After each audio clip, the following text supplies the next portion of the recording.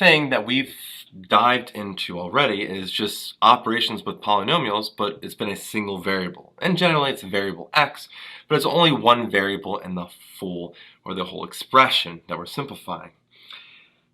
The rules still apply that we've learned earlier when we have different variables, okay, or multiple variables within the expression, but we have to remember we can only combine our like terms. So for example, x plus y stays separate, right? In addition, x plus y is just separate, but we could multiply x times y, depending on how the operation asks us to write this, or how the question is formed. So let's dive with an example, and this should touch base on many different questions that you might have.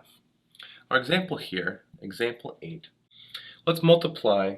We have x plus 4 times 3x minus 2y plus 5. And where this might differ isn't our final answer, but the order in which we write our terms. Okay, sometimes it might be a little different depending on which terms you want to write first. So our rules still apply though with distributing. We'll have to multiply the x by every single term in the second parenthesis and the 4 by every single term in the second parenthesis. I always say all terms of one parenthesis multiplied by all terms of the second parenthesis. So let's take our time here. We have x, the first term, times 3x minus 2y plus 5, and then added to 4 being multiplied the whole parenthesis, 3x minus 2y plus 5. And this is a way to show your work. Sometimes you can do a lot of arches. That's how I like to do it. Another way, but I'm doing it this way because I think it really shows what's going on here. So now let's deal with each parenthesis individually. First thing again, you always want to check any like terms in the parenthesis to simplify. Nope, neither for this one, so now we can distribute.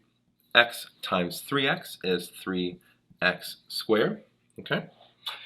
X times a minus 2y is a minus 2xy, and then x times a 5 is just a 5x, okay? Now, the 4 distributing plus here, 4 times 3x is a 12x. 4 times a minus 2y is a minus 8y, right? 4 times 2 is 8. Don't forget the negative sign or subtraction. And 4 times 5 is our 20 here, okay? So now we just want to combine our like terms. And I still generally like to follow having our highest degree first. That's the most common way of writing it and probably the nicest way. Highest degree is I see x to the second power. So we have a 3x squared. Put a dot to show that I brought it down. And now we'll see the next ones. I like to put the xy's together now, since there's no other high degree. So xy, essentially there's two variables here. And there's only one of them that have xy. So we're going to bring that down, minus 2xy here. Now, let's go deal with x's, because that was our first term here. So plus, we're going to combine the two x terms, 5x plus a 12x here. And then we have no other x terms, we have a y, so we subtract an 8y. And lastly, we just have the constant, which is a 20. And I just double check, put dots underneath each term to show that I've used them. I brought them all down, we're good. Now let's just combine our like terms. Again, nothing with 3x squared, or simplify, right? Minus 2xy, got that all done. 5x plus 12x is a 17x. Then we just have the 8y, bring that down, and a 20. And now we're all finished. We've just simplified our first polynomial, right, being multiplied together with different variables or several variables. Same rules still apply if you have multiple variables, more than just two. In this case, our variables were just x and y.